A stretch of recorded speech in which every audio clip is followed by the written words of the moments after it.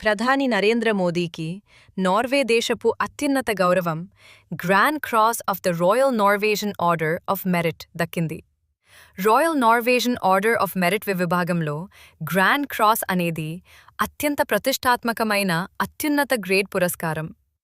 Norway దేశ రాజు ఐదో Herald ఆస్లోలోని royal ప్యాలెస్లో ఈ ప్రతిష్టాత్మక అవార్డును ప్రదానం చేశారు.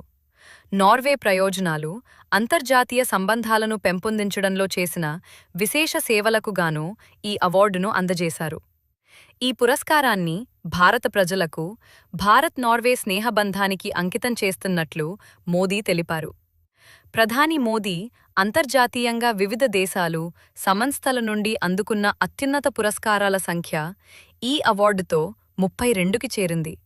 గత 43 ఏళ్లలో నార్వే దేశాన్ని సందర్శించిన తొలి భారత ప్రధానమంత్రి నరేంద్ర మోదీ కావడం విశేషం. నార్వే పర్యటనకు సరిగ్గా ఒకరోజు ముందే ప్రధాని మోదీ స్వీడన్ దేశ అత్యున్నత పౌర పురస్కారమైన royal order of the polar star 31వ అంతర్జాతీయ అవార్డు అందుకున్నారు.